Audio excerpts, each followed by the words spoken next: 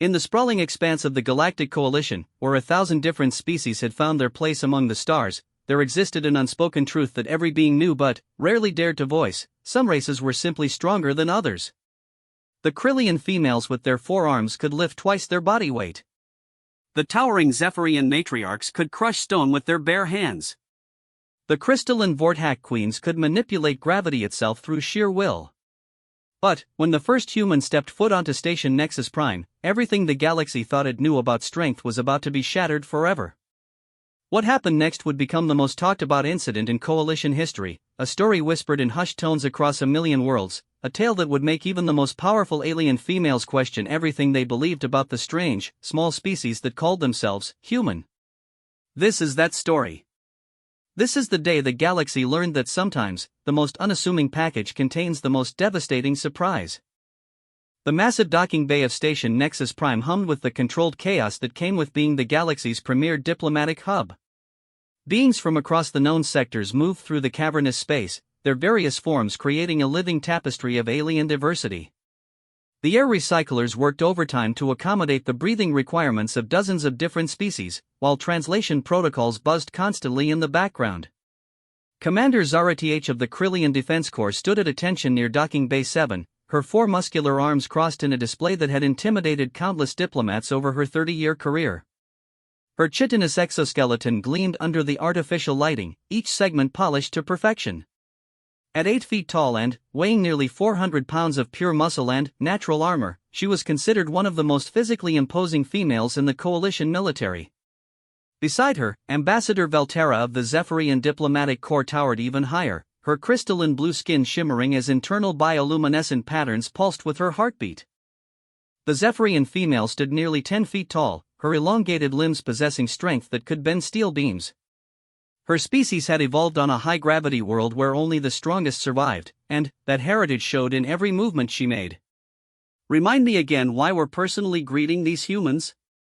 Valterra asked, her voice carrying the harmonic undertones typical of her species. The question was transmitted through the universal translator, though both females had learned to speak Galactic Standard fluently. "Because," Zara Th replied with barely concealed annoyance, "the Council believes these humans might be valuable additions to our military forces.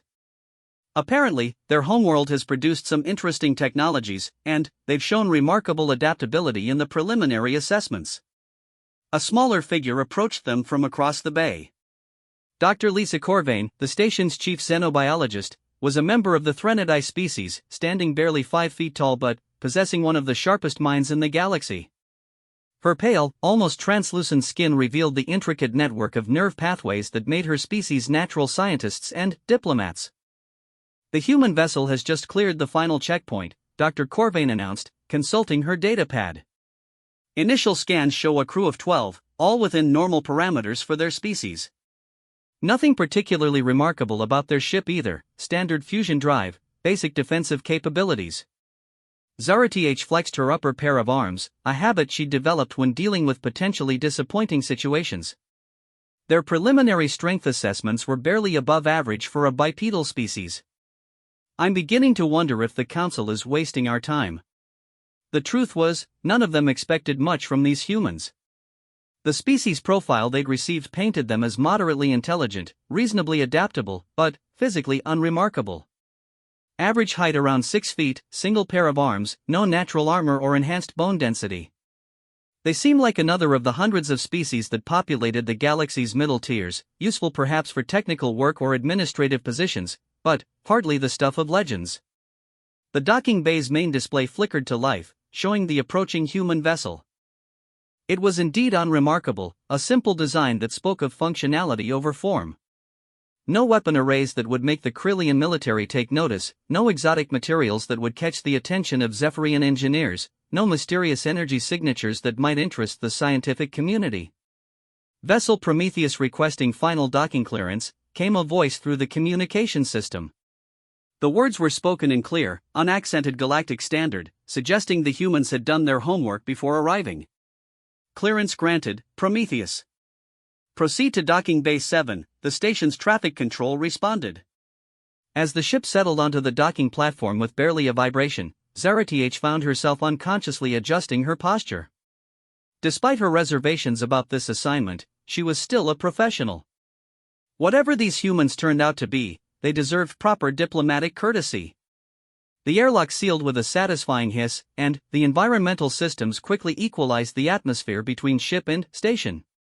For a moment, nothing happened. Then, with a mechanical whir, the ship's main hatch began to open. The first figure to emerge was clearly the leader of the group. He was tall for his species, probably close to 6.5 feet, with dark hair and the kind of bearing that suggested military training. His uniform was simple but well-maintained, and he moved with the confident stride of someone accustomed to command. "I am Captain James Morrison of Earth's Diplomatic Corps," he said, approaching the waiting delegation. "I want to thank you for this opportunity to meet with Coalition representatives." Dr. Corvain stepped forward to handle the formal introductions. "Captain Morrison, welcome to Station Nexus Prime. I am Dr. Lisa Corvain, Xenobiological Specialist. This is Commander Zarath of the Krillian Defense Corps and Ambassador Velterra of the Zephyrian Diplomatic Corps." Captain Morrison nodded respectfully to each of them. Zarath noticed that his eyes didn't widen at her appearance, nor did he crane his neck uncomfortably to meet Velterra's gaze. Either he had excellent diplomatic training, or his species was remarkably adaptable to unusual situations. "The honor is ours, Captain," Velterra said, her harmonic voice carrying genuine warmth. "We're eager to learn more about humanity and what you might bring to the Coalition." "As are we about the Coalition," Morrison replied. "This is my first time this far from Earth, and I have to admit, the diversity here is remarkable." The rest of the human crew began emerging from the ship. They were indeed a diverse group within their species parameters, varying in height, skin tone, and build, but all sharing that same alert, adaptable demeanor that seemed characteristic of their kind. Several were clearly scientists, judging by the equipment they carried and the way they immediately began taking readings of their surroundings. "If you don't mind me asking," Dr. Corvain said, genuine scientific curiosity evident in her tone, "what is the gravity level of your homeworld?"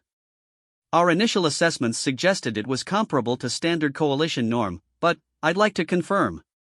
"Earth gravity is approximately 9.8 meters per second squared," Captain Morrison replied. "I believe that translates to what you call standard norm, yes." Zarath found herself paying closer attention. Standard gravity worlds typically produced species with average strength levels. There was nothing in the human's casual manner or physical appearance to suggest otherwise. "We've arranged quarters for your delegation in Sector 7, Ambassador Velterra said, gesturing toward one of the bay's exits. "Tomorrow, we'll begin the formal assessment process. Tonight, perhaps you'd join us for dinner in the diplomatic quarter? We're curious to learn more about your culture." "That sounds excellent," Morrison agreed. "We brought some items from Earth that we'd be happy to share. Small gifts, cultural artifacts, that sort of thing." As they began walking toward the exit, Dr. Corvain fell into step beside the captain. "I hope you don't mind, but we'll need to conduct some basic physical assessments as part of the integration process. Standard procedure for all potential Coalition members." "Of course. What does that involve?" "Basic strength, endurance, and reaction testing. Nothing invasive, just establishing baselines for potential military or technical roles." Captain Morrison nodded agreeably. "My crew is prepared for whatever assessments you need to conduct." Zarath listened to the conversation while observing the humans more closely. They seemed remarkably calm for beings experiencing their first encounter with alien species. Most new Coalition candidates showed at least some nervousness or obvious curiosity, but the humans appeared to be taking everything in stride. The group reached the main corridor that led toward the diplomatic quarters. Here, the foot traffic was heavier, with beings from dozens of species moving about their daily business. Zarath noticed that the humans' pace never faltered, even when confronted with some of the galaxy's more unusual species. "Captain," she found herself saying, "your crew seems very composed. Is this typical for humans in new situations?" Morrison glanced back at his people, then smiled. "I suppose we're a fairly adaptable species. We've always had to be, on Earth. Different environments, different challenges. Makes it easier to handle new situations." The answer was diplomatic enough, but Zara-TH detected something underneath it. Not arrogance, exactly, but a kind of quiet confidence that suggested these humans had faced difficult situations before. They passed a maintenance area where a team of Krillian engineers was working to repair one of the station's power distribution nodes. The massive components required significant strength to manipulate, and even the four-armed Krillian workers were straining with the effort. One of the humans, a woman with short blonde hair and engineer's insignia, paused to watch the work. "Interesting design," she commented to Dr. Corvain. "That coupling system looks like it could be made more efficient with some minor modifications." Dr. Corvain looked surprised. "You understand Krillian engineering?"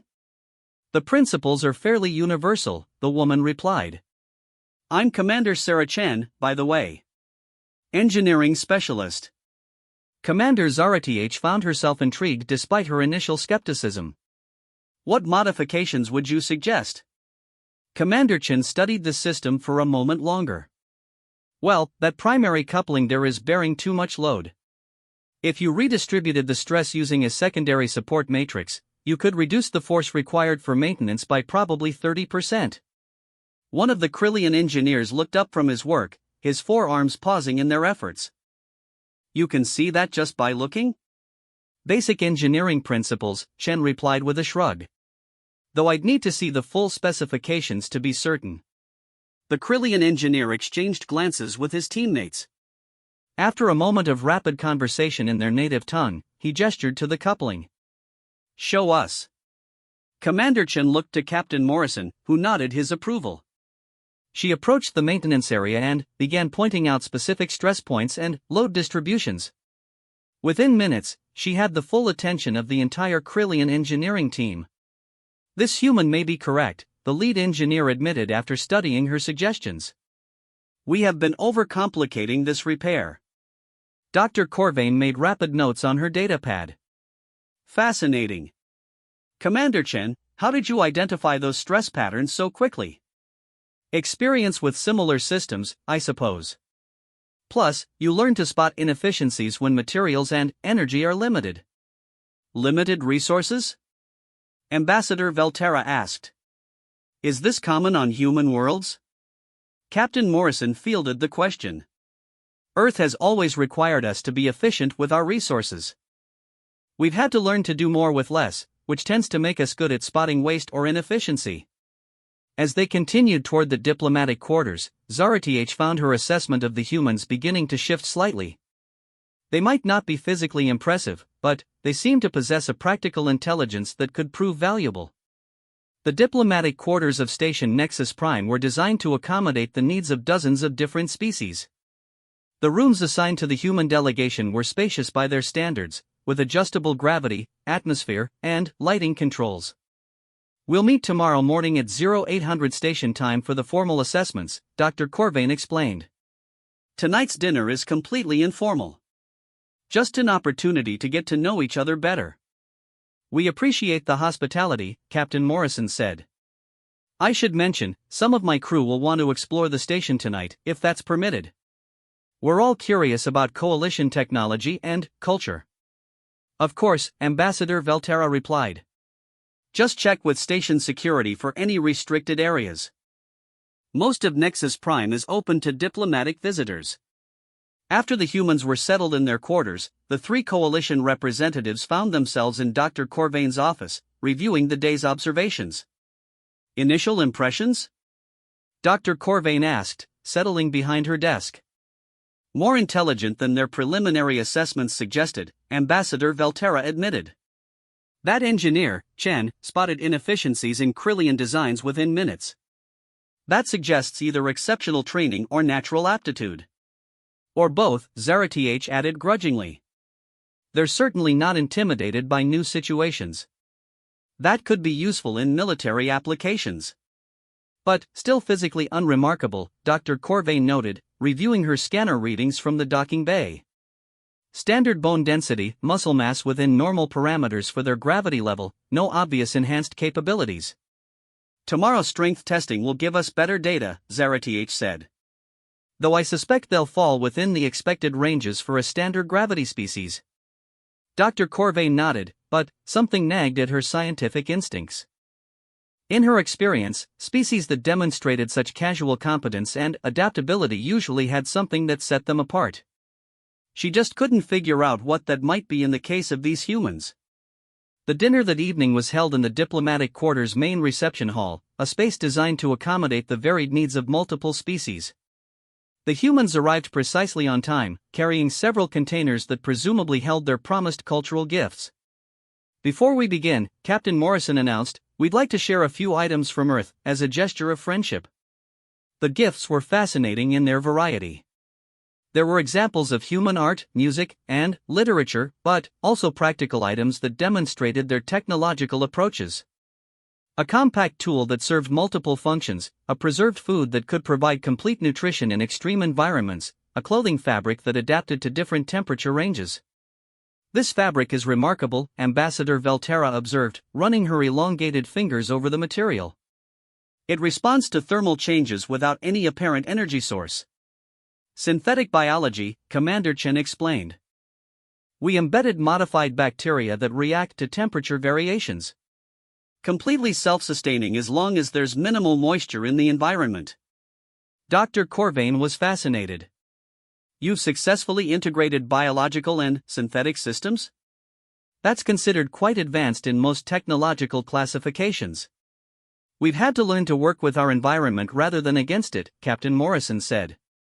"Earth taught us early that fighting natural systems is usually less efficient than adapting them to our needs." The conversation continued throughout the meal, with the humans proving to be engaging companions. They asked thoughtful questions about coalition species and culture, while sharing insights about their own world and history. "Tell me," Commander Zaratiech said during a lull in the conversation, "what challenges did your species face during your technological development?" "Most worlds have some defining struggle that shapes their advancement." Captain Morrison exchanged glances with his team before answering. "Earth has always been what you might call a hostile environment. Not just predators or weather, but the planet itself. Earthquakes, volcanic eruptions, massive storms, ice ages. Our entire evolutionary history has been shaped by the need to survive constant change and unexpected disasters. That explains the adaptability," Dr. Corvain mused. "Species that evolve under pressure tend to develop enhanced problem-solving capabilities." Among other things, Commander Chen added with a slight smile that suggested there was more to the story.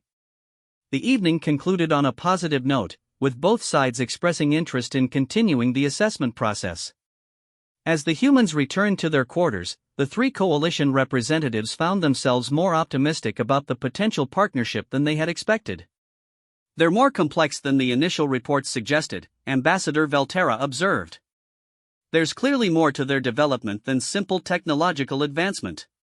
"Tomorrow's physical assessments should give us the complete picture," Zaratiech said. "Though I have to admit, I'm beginning to think there might be more to these humans than meets the eye." Dr. Corvain was already planning the next day's testing protocols. Something about the humans' casual confidence and their references to their harsh homeworld suggested that the standard assessment might not tell the full story.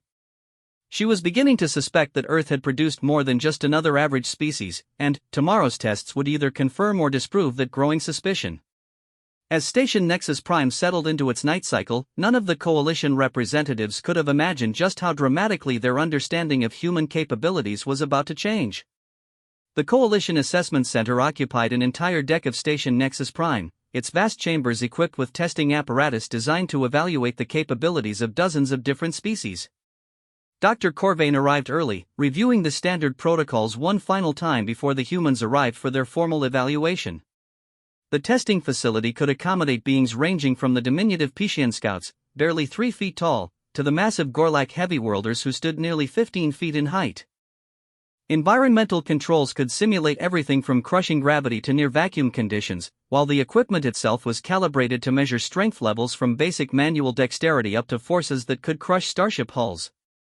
Commander Zaratiech arrived shortly after Dr. Corvain, followed by Ambassador Velterra. The three had spent much of the night discussing the previous evening's observations, and all had agreed that the humans deserved a thorough assessment despite their apparently average physical parameters. "I've modified the testing sequence slightly," Dr. Corvain announced, consulting her datapad. Based on their comments about Earth being a challenging environment, I want to include some of the adaptive stress protocols we normally reserve for heavy world species. Is that wise? Ambassador Valterra asked. If their homeworld is standard gravity, those tests might be harmful. I'll start with minimal parameters and increase gradually, Dr. Corvain assured her. But something about their casual confidence suggests they might be more resilient than their basic specifications indicate. The humans arrived precisely at the appointed time, led by Captain Morrison. They wore simple, flexible clothing suitable for physical activity, and carried themselves with the same calm demeanor they had displayed since their arrival. Good morning, Dr. Corvain greeted them. I trust you slept well. The gravity and atmosphere in your quarters were properly calibrated? Everything was perfect, Captain Morrison replied. We're ready to begin whenever you are. Excellent. Let me explain the assessment process. We'll start with basic measurements: height, weight, bone density, muscle mass. Then, we'll move to functional testing: strength, endurance, reaction time, coordination. Finally, we'll conduct some problem-solving exercises to evaluate cognitive capabilities under stress. Commander Chin raised her hand slightly. Will we be tested individually or as a group? Both, Zara Th answered. Individual capabilities are important, but we also want to see how humans function as a team unit. We should mention, Captain Morrison said, that some of these tests might produce results that seem inconsistent with our apparent physical parameters. Earth's environment has shaped us in ways that don't always show up in basic scans. Dr. Corvain looked up from her preparations. What kind of inconsistencies should we expect? It's probably easier to just run the tests and let the results speak for themselves, Morrison replied with that same slight smile Commander Chin had worn the previous evening. The first series of tests proceeded exactly as expected. The humans measured within normal parameters for a standard gravity species. Their bone density was typical, their muscle mass unremarkable, their reflexes quick but not exceptional. Dr. Corvain began to wonder if she had misinterpreted their confidence. All right, she announced, let's move to the strength assessment. We'll start with basic lifting capability. The strength testing chamber contained a series of weights and resistance devices designed to challenge beings across the full spectrum of coalition species. The lightest settings were intended for species like Dr. Corvain's people, while the heaviest could test the limits of creatures like the massive Gorlak or the four-armed Krillians. We'll begin with Lieutenant Torres, Dr. Corvain announced, consulting her roster. A compact human male stepped forward, rolling his shoulders in preparation. Standard protocol, Zara Th explained. We start with weights equivalent to your body mass and increase until we reach your maximum capability.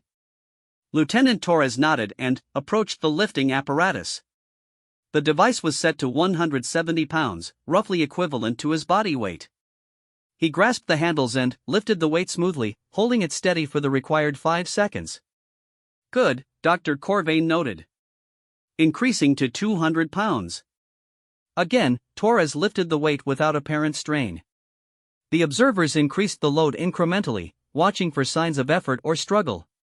At 250, Torres showed his first signs of exertion, a slight tightening around his eyes.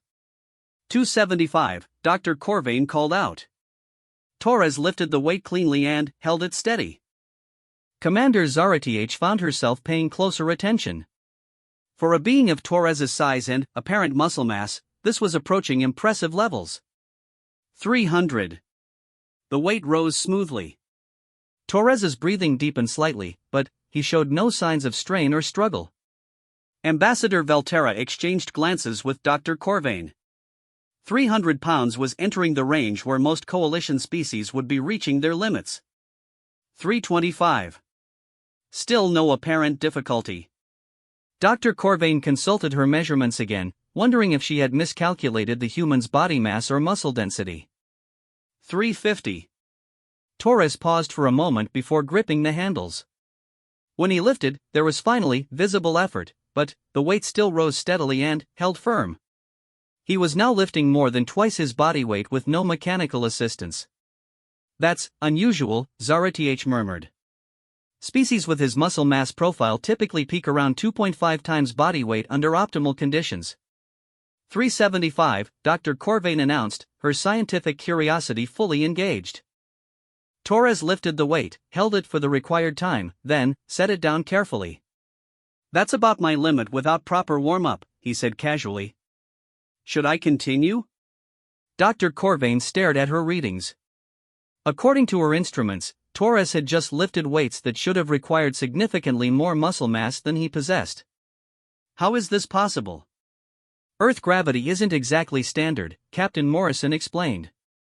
"Our measurements might be slightly different from your calibration. Even accounting for measurement variations, this exceeds expected parameters by a significant margin," Ambassador Valterra observed. "Let's continue with the next volunteer," Morrison suggested. "Commander Chen, you're up." Commander Chen approached the apparatus with the same casual confidence Torres had displayed. Dr. Corvain reset the device to Chen's estimated capability range and began the progressive testing. The results were similarly remarkable. Despite being smaller than Torres, Chen demonstrated strength levels that defied her apparent physical capabilities. By the time she reached her limit, she had lifted nearly 3 times her body weight with no signs of strain until the final attempts.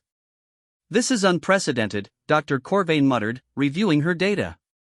"Either our understanding of human physiology is completely incorrect, or Earth's environment has produced adaptations we've never encountered." "Perhaps we should move to the endurance testing," Zaratiech suggested. "Strength can sometimes be misleading, but cardiovascular capacity is harder to fake." The endurance chamber was equipped with variable gravity treadmills and atmospheric controls that could simulate conditions from dozens of different worlds. Dr. Corvain set the initial parameters to standard gravity with normal atmosphere, intending to gradually increase the difficulty. The first human volunteer was Ensign Martinez, a young woman who appeared to be in good but not exceptional physical condition. She stepped onto the treadmill as Dr. Corvain explained the protocol. "We'll start with a moderate pace and gradually increase speed and incline until you reach exhaustion. The test will also measure your recovery time and adaptation to changing conditions." Martinez nodded and began running at the initial pace. Her form was efficient, her breathing controlled. As the speed increased, she adjusted smoothly without any apparent strain. "Increasing incline to simulate hill running," Dr. Corvain announced. Martinez's pace never faltered. If anything, she seemed to settle into a more comfortable rhythm as the difficulty increased. Zaratiech checked the settings to ensure the machine was functioning properly. "That's 15 minutes at advanced pace," Ambassador Valterra noted. "Most species show fatigue markers by this point." Increasing gravity to 1.2 standard, Dr. Corvain called out. The increased gravity should have been immediately noticeable, requiring greater effort to maintain the same pace. Martinez showed no change in her breathing or running form. She continued as if nothing had happened. 1.5 gravity. Still no visible effect. Dr. Corvain began to wonder if the gravity generator was malfunctioning. 2 times standard gravity, she announced, watching Martinez carefully for any signs of distress. At double gravity, Martinez finally showed the first signs of increased effort. Her breathing deepened slightly, and her stride shortened marginally, but she continued running at a pace that would challenge most coalition species under normal gravity. "This is impossible," Zaratiech declared. "No standard gravity species should be able to maintain that performance under double gravity."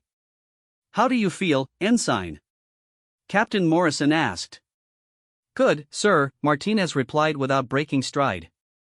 "Though it reminds me of training back home." "Training?" Dr. Corvain asked sharply. "Our standard physical conditioning," Morrison explained. "Earth's environment requires a certain level of fitness just for daily survival." Dr. Corvain was beginning to suspect that the humans' casual references to their homeworld's challenges were more significant than she had initially realized. "What exactly is daily survival like on Earth?" "Well," Morrison said thoughtfully, "Earth has variable gravity due to altitude changes, weather systems that can shift dramatically without warning, predators that require constant vigilance, and natural disasters that demand immediate physical response. I suppose that shapes how we develop." "Variable gravity?" Ambassador Valterra asked. "How variable?" Mountain regions can effectively increase gravitational stress by significant margins due to the additional effort required for movement and breathing. Underwater activities can simulate increased gravity conditions. Weather can create resistance that requires additional strength to overcome. Dr. Corvain realized she might have been approaching the assessment from entirely the wrong perspective.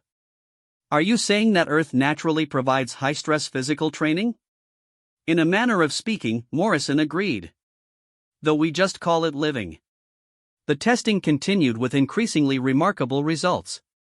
The humans demonstrated capabilities that consistently exceeded what their physical measurements suggested should be possible. Their strength was exceptional, their endurance nearly limitless under standard conditions, and their adaptation to changing circumstances was unlike anything in coalition records. I want to try the emergency response simulation, Zara-TH announced. This tests reaction time and decision-making under extreme stress. The emergency simulation chamber could recreate disaster scenarios from across the galaxy. The standard test involved a simulated ship malfunction requiring rapid problem-solving under time pressure while dealing with environmental hazards. This test is normally administered to individuals, Dr. Corvain explained, but you mentioned wanting to see team performance. Would you prefer to attempt it as a group? Let's start with one person, Morrison decided. Lieutenant Commander Jackson, you're qualified for emergency response. Jackson was a tall, lean human who had remained quietly observant throughout the previous tests. He entered the simulation chamber as Dr. Corvain explained the scenario. You're on a damaged starship. Life support is failing, gravity is fluctuating, and you need to repair critical systems while navigating through debris and hazardous conditions. The simulation will measure your problem-solving speed, physical capability under stress, and adaptation to changing parameters. The chamber activated, immediately filling with smoke-like vapor to reduce visibility. Gravity fluctuated between 0 and double standard in random intervals. Alarms blared while holographic debris appeared and disappeared throughout the space. Jackson moved through the simulation with a calm efficiency that stunned the observers. When gravity disappeared, he used the walls and ceiling to maintain momentum. When it doubled, he adapted his movements without missing a step. He identified the critical systems quickly, diagnosed the problems accurately, and began repairs while continuing to navigate the chaotic environment. He's treating it like a routine maintenance task, Zara-TH observed in amazement. How is he maintaining that level of performance under those stress conditions? Ambassador Valterra asked. Time pressure helps him focus, Morrison explained casually. Emergency situations tend to bring out the best in humans. Jackson completed the simulation in record time, not just for humans but for any species in coalition records. When he emerged from the chamber, he wasn't even breathing hard. How do you feel? Dr. Corvain asked. Fine, Jackson replied. Though that was a fairly straightforward scenario. Nothing like the storms we used to deal with on Earth. Dr. Corvain realized that her understanding of human capabilities was fundamentally flawed. Everything they had demonstrated suggested a species that had evolved under conditions far more challenging than their preliminary reports indicated. Captain Morrison, she said carefully, I think we need to reassess our understanding of Earth's environment.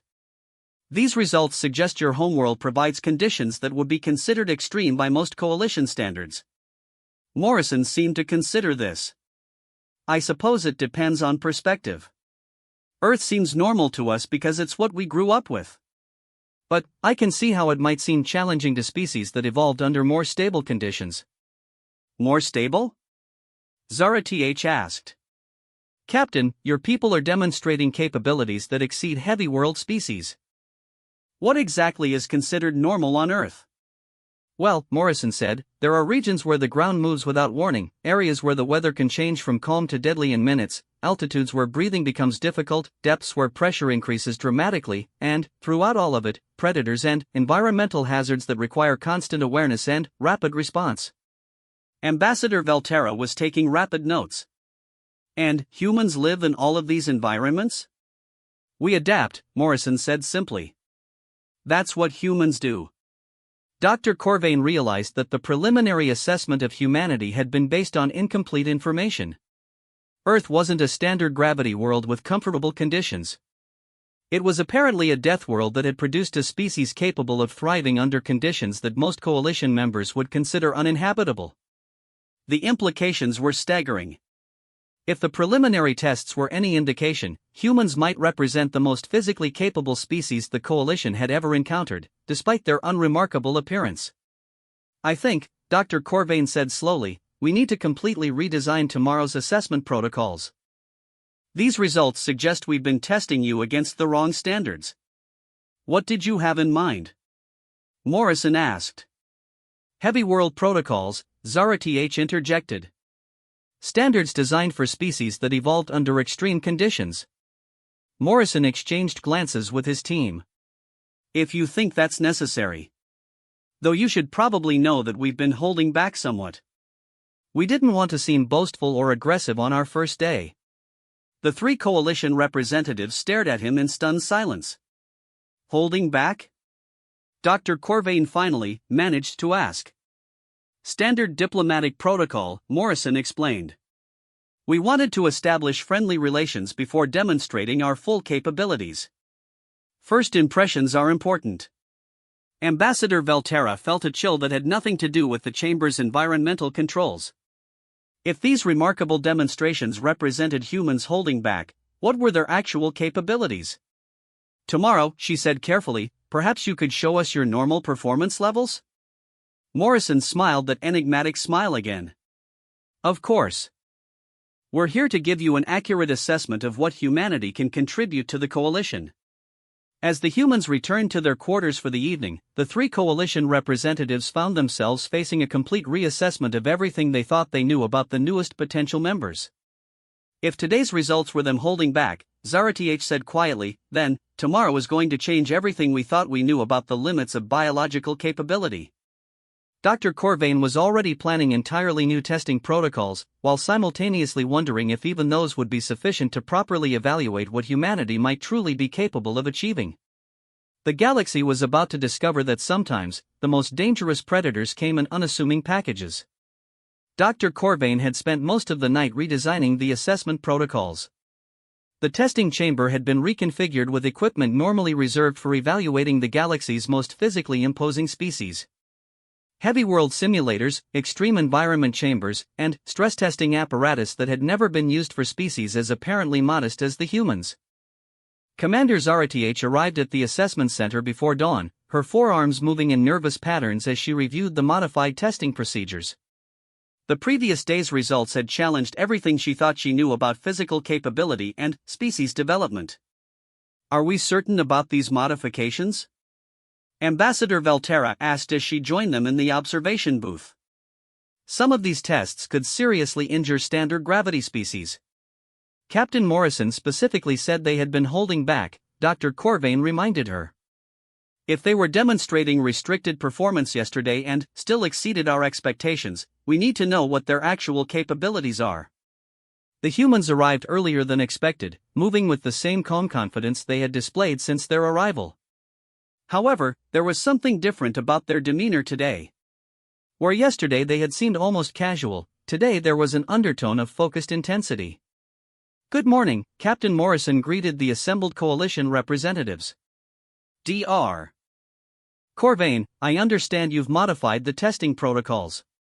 "Yes, based on yesterday's results, we felt it necessary to evaluate your capabilities using standards designed for heavy world species. If you're uncomfortable with any of the assessments, please say so immediately." Morrison looked to his team, who nodded almost imperceptibly. "We appreciate your thoroughness. We're ready to proceed." "Before we begin," Dr. Corvain said, "I need to ask directly, what is Earth's actual gravity level?" "Our initial measurements may have been calibrated incorrectly." "Earth's gravity is approximately 9.8 meters per second squared," Morrison confirmed. "What you call standard gravity. Then, how do you explain yesterday's performance levels?" Morrison seemed to consider his answer carefully. "Dr. Corvain, when your species evolved, what was the primary survival pressure?" The question caught her off guard. "Intellectual challenges, primarily. Resource competition, social dynamics, environmental stability." Why? For humans, survival pressure came from nearly everything. Gravity was just the baseline. We had to deal with predators that could crush us, weather that could kill us in minutes, terrain that shifted without warning, and environmental conditions that changed constantly. Earth didn't just give us gravity to fight against. It gave us everything to fight against. Dr. Corvain began to understand. You're saying your species evolved under multiple simultaneous stress factors? Every day, Commander Chin added. And not just physical stress. Cognitive stress, social stress, environmental adaptation stress. Earth required us to excel in all areas simultaneously or die. That's. Ambassador Valterra paused, considering the implications. That's unprecedented in coalition records. Most species face one or two primary evolutionary pressures. You're describing constant, multi-vector survival challenges. Which is why we mentioned that yesterday's performance wasn't representative, Morrison said. We were being diplomatic. Today, if you're comfortable with it, we'll show you normal human performance standards. Commander Zarath felt a chill of anticipation mixed with concern. Normal standards? What we'd expect from any human in basic physical condition, Morrison confirmed. Dr. Corvain activated the testing chamber's most advanced monitoring systems. Let's begin with Lieutenant Torres again. Same strength assessment, but we'll use the heavy world protocols. Torres approached the lifting apparatus, which had been recalibrated for species evolved under extreme conditions. The starting weight was now equivalent to twice human body mass, where yesterday's test had begun at 1 times body mass. 400 pounds to start, Dr. Corvain announced. Torres lifted the weight smoothly, with no more effort than he had shown for lighter loads the previous day. Dr. Corvain increased the weight incrementally, watching for signs of strain. At 600 pounds, Torres finally showed his first signs of effort. A slight tightening of his jaw, a deeper breath. But the weight still rose steadily. 800 pounds, Dr. Corvain called out, her voice carrying a note of disbelief. Torres lifted it cleanly and held it steady. Commander Zarath checked her instruments twice, certain there must be some malfunction.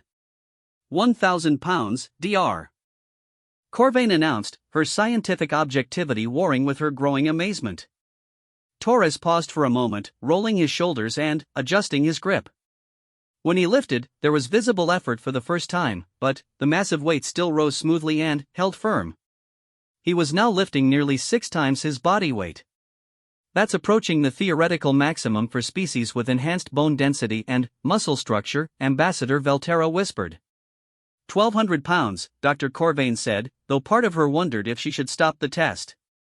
Torres lifted the weight, though this time with clear exertion. He held it for the required 5 seconds, then set it down carefully. That's about my limit for a cold test, he said, breathing slightly harder. With proper warm-up and preparation, I could probably manage another 200 or 300 pounds. The observation booth fell into stunned silence. Dr. Corvain's instruments confirmed that Torres possessed no unusual bone density, no enhanced muscle structure, no genetic modifications that would explain such extraordinary strength. How, was all Zarath managed to say. Human normal, Morrison replied simply. Earth requires that level of capability for basic survival in many environments. We need to test this across your entire team, Dr. Corvain said, her scientific instincts overriding her amazement. The results were consistent and astounding.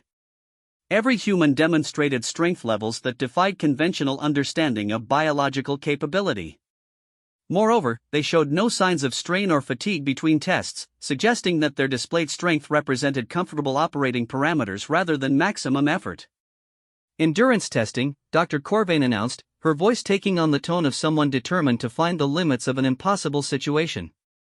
The endurance chamber had been reconfigured with extreme gravity simulation and atmospheric controls that could replicate the most challenging conditions in coalition space. Ensign Martinez stepped onto the advanced testing apparatus. We'll start at double gravity and increase from there, Dr. Corvain explained. Martinez nodded and began running. At double gravity, which had been her previous limit, she settled into a comfortable pace that suggested she could maintain it indefinitely. 3 times gravity, Dr. Corvain called out after 10 minutes of steady performance. Martinez adjusted smoothly, her pace never faltering. If anything, she seemed to be warming up. "For times standard gravity," Dr. Corvain announced, watching her instruments carefully. At quadruple gravity, Martinez finally showed signs of working harder. Her breathing deepened and her stride became more purposeful, but she continued running at a pace that would challenge most coalition species under normal conditions. "This is impossible," Commander Zarath declared. At 4 times gravity, she should be experiencing nearly 800 pounds of effective body weight. "How do you feel, Ensign?" Captain Morrison asked. "Good, sir," Martinez replied without breaking stride. "Though this reminds me of training in the mountains back home." "Mountains?" Ambassador Valterra asked. "High-altitude training," Morrison explained. "Reduced oxygen, increased effort required for basic movement, variable terrain. Standard conditioning for humans in most military services." "You routinely train under conditions equivalent to 4 times standard gravity?" Dr. Corvain asked incredulously. "Among other things," Morrison confirmed. "Earth provides a variety of natural training environments." The emergency response simulation was next, using scenarios designed to challenge heavy world species with enhanced physical capabilities. Lieutenant Commander Jackson entered the chamber as Dr. Corvain explained the modified parameters. "This simulation involves a catastrophic station failure. Multiple system malfunctions, variable gravity from 0 to 5 times standard, toxic atmosphere, debris fields, and multiple time-critical repairs required simultaneously." The chamber activated, immediately creating conditions that would challenge the most capable coalition species. Gravity fluctuated wildly, atmosphere became unbreathable, debris fields shifted unpredictably, and alarms indicated cascading system failures throughout the simulated station. Jackson moved through the chaos like it was a mild inconvenience. When gravity reversed, he used the momentum change to reach otherwise inaccessible systems. When it increased to crushing levels, he adapted his movements without pause. He diagnosed problems instantly, implemented repairs with shocking efficiency, and navigated through the hazardous environment as if he could predict every change before it happened. "He's not just solving the problems," Zarath observed in amazement. "He's solving them in optimal sequence." He identified the cascade pattern and is addressing root causes rather than symptoms. Jackson completed the simulation in less than half the time it had taken him the previous day, despite the significantly increased difficulty. When he emerged, he wasn't even breathing hard. How was that compared to Earth conditions? Dr. Corvain asked, though she dreaded the answer. "Easier," Jackson replied matter-of-factly. "No weather, no predators, no uncertainty about what was causing the problems. Pretty straightforward repair scenario." Dr. Corvain realized that her entire framework for understanding biological capability was fundamentally flawed. "Captain Morrison, I need to ask this directly. Are humans the apex species on Earth?" Morrison seemed surprised by the question. "Apex species? No, not really. We're successful, but Earth has produced a lot of dangerous life forms. We're just the ones who learn to adapt the best." "You're not the strongest or fastest or most dangerous species on your planet?" Ambassador Valterra asked. "Far from it," Morrison replied.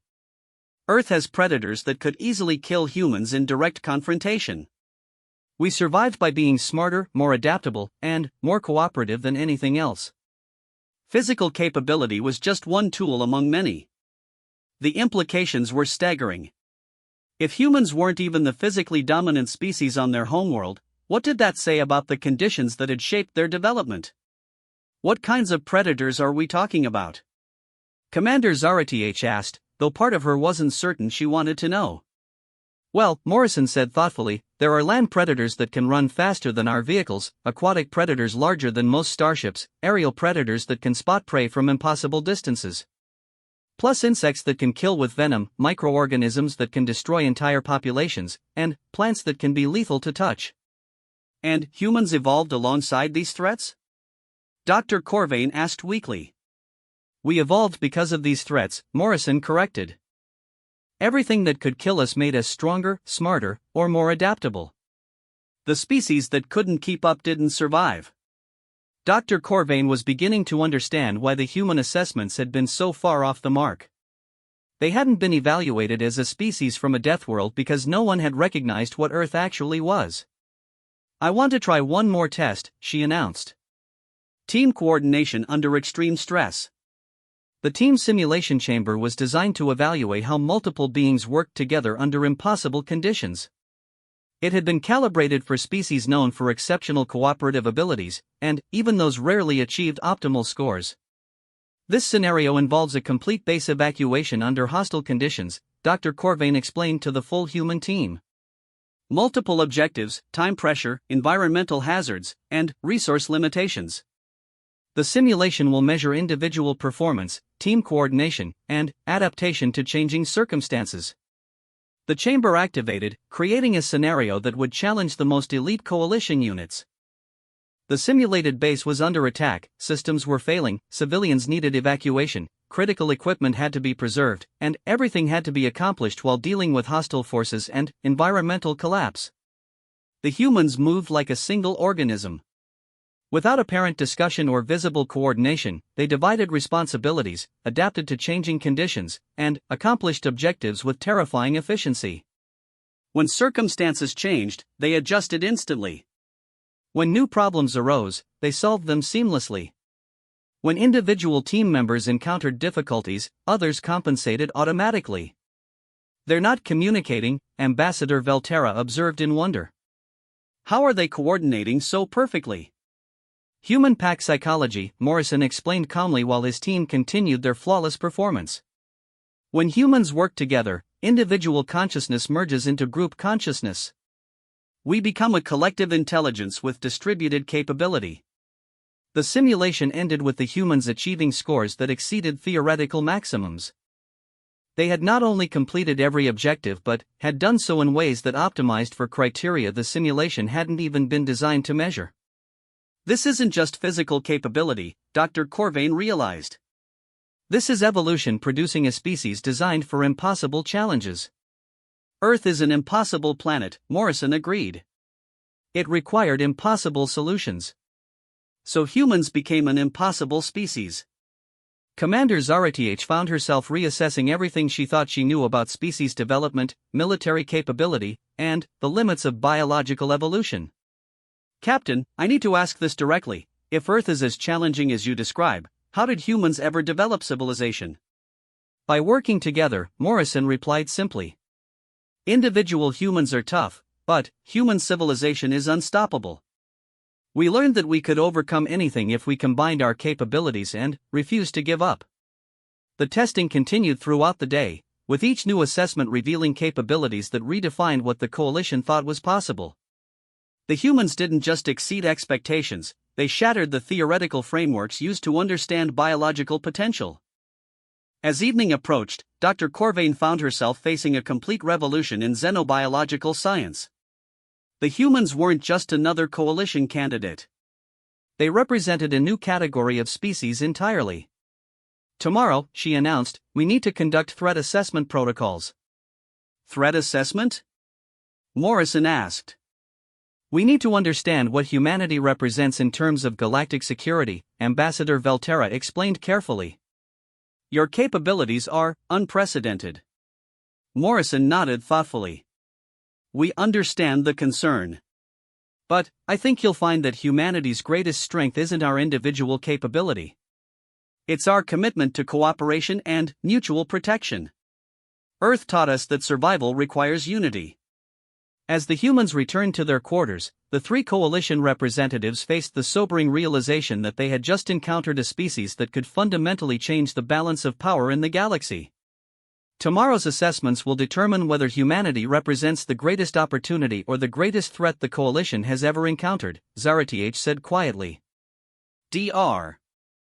Corvain was already planning protocols for evaluating not just what humans could do, but what they would do with capabilities that defied every assumption about the limits of biological evolution. The galaxy was about to learn that sometimes, the most profound changes come from the most unexpected sources. The emergency council session had been called before dawn. Word of the human assessment results had spread through Station Nexus Prime's command structure like wildfire, and now representatives from 12 major coalition species sat in the primary conference chamber, their various forms creating a tense tableau around the circular table. High Admiral Fraxon of the Gorlak hegemony dominated one section of the chamber, his massive frame designed for a world with crushing gravity and constant warfare. Standing nearly 15 feet tall and weighing over 2 tons, he represented the coalition's most physically imposing military force. Across from him, Matriarch Xera of the Vortak Collective maintained her crystalline composure, though the energy patterns flowing through her translucent body betrayed her agitation. Her species had controlled gravity manipulation for millennia and considered themselves the ultimate expression of physical evolution. "These assessment results are impossible," declared General Krothek of the Krillian Defense Corps, her forearms gesturing emphatically. "No species evolves capabilities that exceed their apparent physical parameters by such margins." Dr. Corvain stood at the center of the chamber, her small form dwarfed by the assembled representatives. "I've run every diagnostic available. The results are accurate. These humans demonstrate capabilities that redefine our understanding of biological potential." "Show us," rumbled High Admiral Fraxon. "We need to see this for ourselves." Ambassador Velterra activated the chamber's main display, showing footage from the previous day's assessments. The assembled representatives watched in growing amazement as the humans demonstrated strength, endurance, and coordination that exceeded the capabilities of species specifically evolved for such traits. "This Lieutenant Torres," High Admiral Fraxon observed, "he lifts weights that would challenge warriors from my homeworld. Yet he shows no signs of the bone density or muscle structure such strength should require." "And their endurance," added Matriarch Xera. "At quadruple gravity, that female maintained performance levels that our gravity manipulators would find exhausting. Most disturbing is their team coordination," General Krothek noted. "That level of integration without apparent communication suggests collective consciousness capabilities we've only theoretical knowledge of." Supreme Chancellor Vexoth of the Coalition's Central Authority leaned forward in his hoverchair, his ancient features grave with concern. "Dr. Corvain, in your professional opinion, what threat level do these humans represent?" Dr. Corvain hesitated, knowing that her answer would shape the Coalition's response to humanity's membership application. "Supreme Chancellor, I believe they represent either the greatest opportunity or the greatest danger we've ever encountered.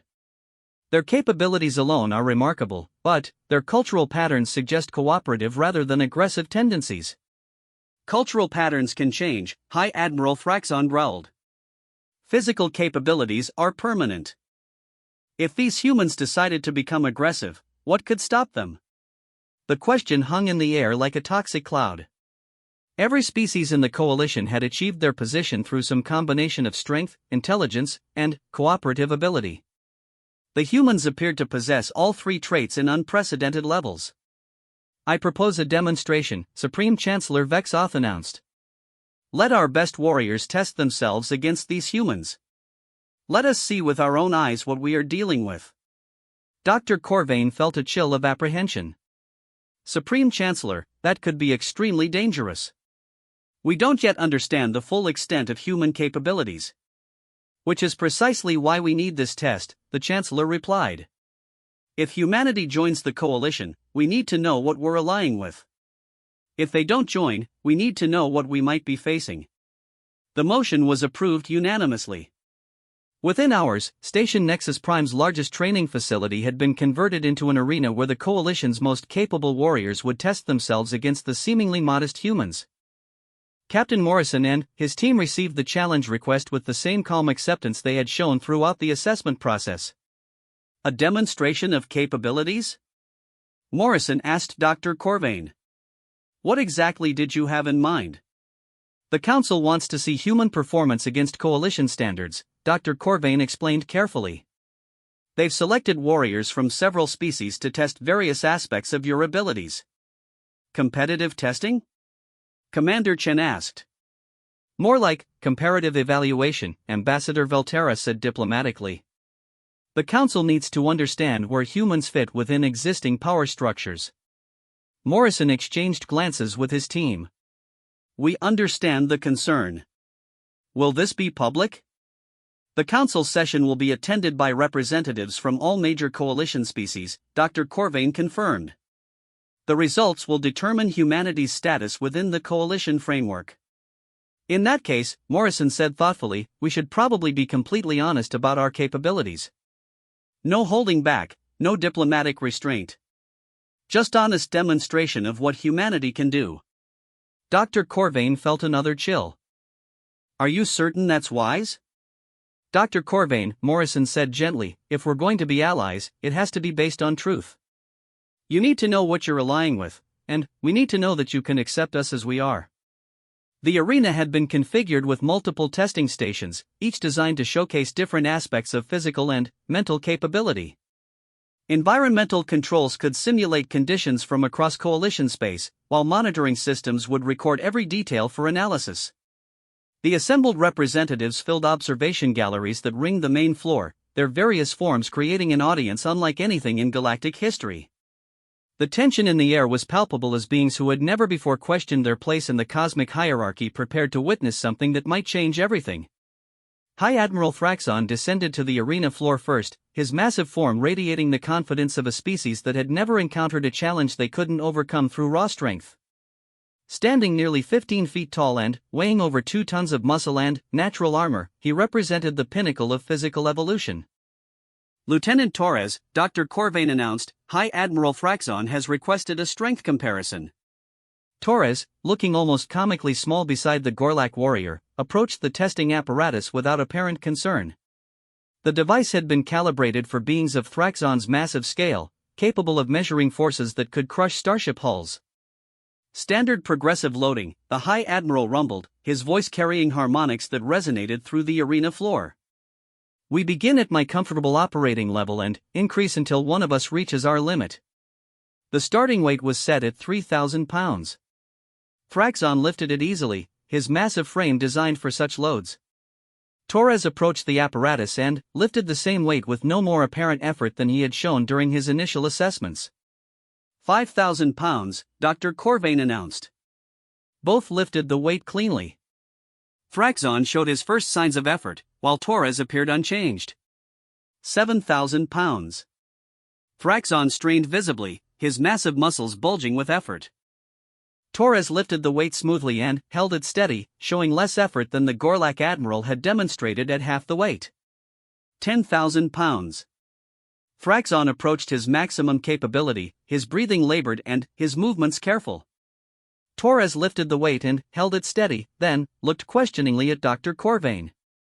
Shall we continue? Torres asked. The observation galleries fell silent. 10,000 pounds represented the upper limits of what the coalition's strongest species could achieve, yet the human appeared ready to continue. 12,000 pounds, Dr. Corvain announced, her voice barely audible. Thraxon attempted the lift but couldn't move the weight. His maximum had been reached. Torres lifted it cleanly and held it steady, showing his first signs of real effort. 15,000 pounds. Torres lifted the weight, though now with visible strain. He held it for the required time, then set it down carefully. That's approaching my limit without proper preparation, Torres said calmly. Though with warm-up and optimal conditions, I could probably manage another few thousand pounds. High Admiral Thraxon stared at the human in stunned silence. The strongest warrior of the coalition's most physically powerful species had been outmatched by a being barely a tenth his size. How was all the massive alien could manage? Earth normal, Torres replied simply. Next came the endurance challenge. Flight Commander Velkara of the Zephyrian Aerial Corps was renowned throughout coalition space for her ability to maintain peak performance under extreme conditions. Her species had evolved in high-altitude environments where even basic survival required extraordinary cardiovascular efficiency. The test will involve sustained high-intensity activity under variable environmental conditions, Dr. Corvain explained. Gravity, atmosphere, temperature, and terrain will change throughout the assessment. Ensign Martinez stepped forward to accept the challenge. The testing chamber activated, creating a scenario that would push the limits of even Zephyrian endurance. The conditions began at double gravity with reduced atmospheric pressure, simulating the harsh mountain environments where Velkara's species had evolved. Both began the endurance course at a pace that would challenge most coalition species under normal conditions. After 30 minutes, the conditions intensified. Gravity increased to triple normal while temperature fluctuated between extremes that would disable most life forms. Velcara, despite her natural advantages, began showing signs of strain. Martinez appeared to be warming up. 1 hour, Dr. Corvain announced. Increasing to quadruple gravity with hostile atmosphere. The atmosphere became toxic, requiring the use of breathing apparatus while maintaining peak physical performance under crushing gravity. Velcara, pushing her species' renowned endurance to its limits, finally began to slow. Martinez continued as if conditions hadn't changed. 2 hours, Dr. Corvain said, though her voice carried disbelief. Conditions will now simulate deep space emergency protocols. Zero gravity, vacuum conditions, extreme temperature variations, and obstacles that required complex three-dimensional navigation. Velcara, despite her aerial evolution, struggled with the constant environmental changes. Martinez moved through the course like she had been born in deep space, adapting to each new challenge with fluid efficiency.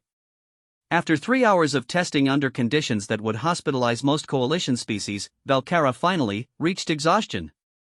Martinez appeared ready to continue indefinitely. "How do you feel, Ensign?" Captain Morrison asked. "Good, sir," Martinez replied. "Though I could use some water when convenient." Flight Commander Velcara stared at the human with something approaching reverence. "Your species, how long can you maintain such performance?" "Depends on the individual and the conditions," Martinez replied.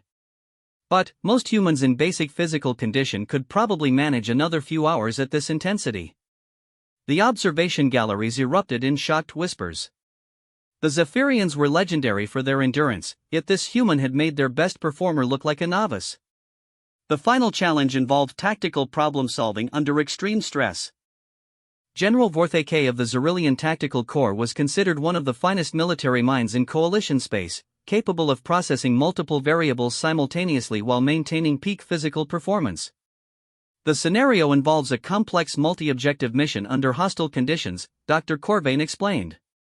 Success requires optimal coordination of physical capability, tactical thinking, and adaptive response to changing circumstances. Lieutenant Commander Jackson stepped forward, but Captain Morrison also moved toward the testing area. "If this is a tactical assessment," Morrison said, "it should probably involve our standard operating procedures." "Which are?" General Vorthake inquired, his multiple sensory organs focusing intently on the humans. "Team coordination," Morrison replied simply. "Humans don't typically operate as individuals in complex tactical situations." "You wish to use multiple team members against a single opponent?" General Vorthake asked, clearly offended by the suggestion. "No," Morrison said. "We're offering to demonstrate actual human tactical capability." "Your general can bring as many team members as he feels appropriate." The challenge parameters were adjusted to allow team participation. General Vorthake selected 5 of the coalition's finest tactical specialists, representing different species and specialties. The scenario activated, creating a complex battlefield with multiple objectives, hostile forces, changing environmental conditions, and time-critical decision points. It was designed to challenge the limits of military capability and tactical thinking.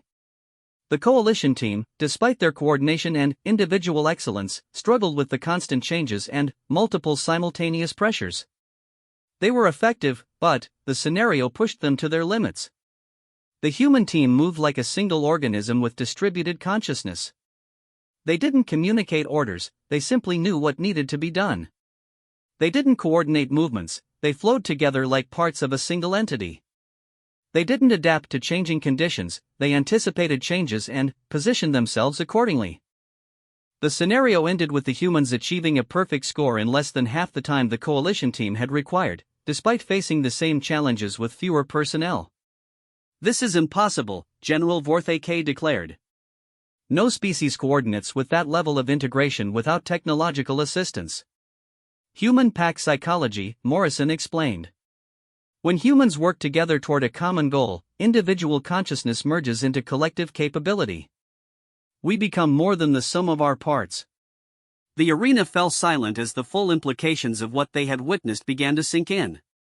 The humans hadn't just demonstrated superior individual capabilities, they had shown coordination and integration that suggested a fundamentally different approach to existence itself. Supreme Chancellor Vexoth descended to the arena floor, his ancient features grave with the weight of decision. Captain Morrison, I need to ask this directly. What are your intentions regarding the coalition? Morrison looked around the arena, taking in the assembled representatives and the obvious concern in their expressions. Supreme Chancellor, humanity seeks alliance and cooperation. Earth taught us that survival requires unity, not dominance. We want to join something greater than ourselves. And, if the coalition were to refuse your membership? Morrison's expression remained calm, but something in his eyes suggested depths that hadn't yet been explored. Then, we would respect that decision and continue seeking our place in the galaxy. But we hope that won't be necessary. Humanity has much to offer, and much to learn. The Supreme Chancellor nodded slowly. The Council will deliberate and provide our decision within 48 hours. As the representatives filed out of the arena, each lost in their own thoughts about what they had witnessed, Dr. Corvain found herself wondering whether the galaxy was prepared for what humanity represented. The demonstrations had answered the question of what humans could do. Tomorrow, the Council would decide what the galaxy would do about it. The Coalition Council chambers had never hosted such an intense debate. For 36 hours, representatives from across the galaxy had argued, analyzed, and deliberated over the question of human membership. The recordings from the arena demonstration played continuously on the central displays, each viewing revealing new details that further complicated an already unprecedented situation. Dr. Corvain sat in the scientific advisors section, reviewing her notes for what felt like the 100th time. The data was irrefutable, but the implications remained staggering. Humanity represented a paradigm shift that could fundamentally alter the balance of power in galactic civilization. High Admiral Fraxon stood at the center of the chamber, his massive form still bearing the psychological impact of his encounter with Lieutenant Torres. I have commanded the Coalition's strongest warriors for 3 decades, he declared to the assembly. I have never been outmatched in single combat. Yet this human, barely a fraction of my size, demonstrated strength that exceeded my capabilities by orders of magnitude. The endurance demonstration was equally unprecedented, added Flight Commander Velcara. My species evolved for extreme performance under harsh conditions, yet this human female made our capabilities appear primitive. Matriarch Zexera's crystalline form pulsed with agitated energy patterns. Most concerning is their team coordination. The level of integration they demonstrated suggests capabilities that approach our theoretical models of collective consciousness. This is not merely physical superiority, this is evolutionary advancement. Supreme Chancellor Vexoth listened to the debate with the patience that came from centuries of diplomatic experience. The question before the Council was not simply whether to admit humanity to the Coalition, but whether the Coalition could survive having them as either allies or enemies. Dr. Corvain, the Chancellor called, in your professional assessment, what does humanity represent in terms of long-term galactic stability? Dr. Corvain stood, gathering her thoughts carefully. Supreme Chancellor, humanity appears to be the result of evolutionary pressures that no other coalition species has experienced. Their homeworld created conditions that required simultaneous excellence in multiple areas simply for survival. They are not just strong or intelligent or cooperative, they are all of these things at levels that redefine what we thought was possible. And their cultural patterns, asked General Krothek. Can we trust that their cooperative tendencies will remain stable? Their entire evolutionary history suggests that cooperation is not just a cultural choice for humans, but a survival necessity, Dr. Corvain replied. Individual humans are remarkable, but human civilization appears to be based on the principle that collective action is always superior to individual effort. Ambassador Velterra rose from her position. I've spent considerable time with the human delegation. Their commitment to alliance and mutual support appears genuine. Moreover, they've been completely honest about their capabilities, even when that honesty might work against their interests.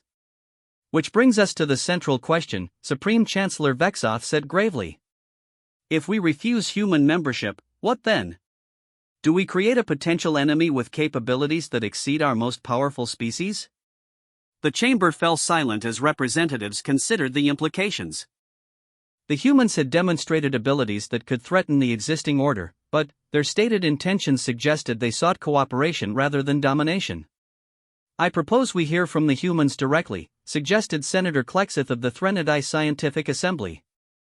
Let them address our concerns personally.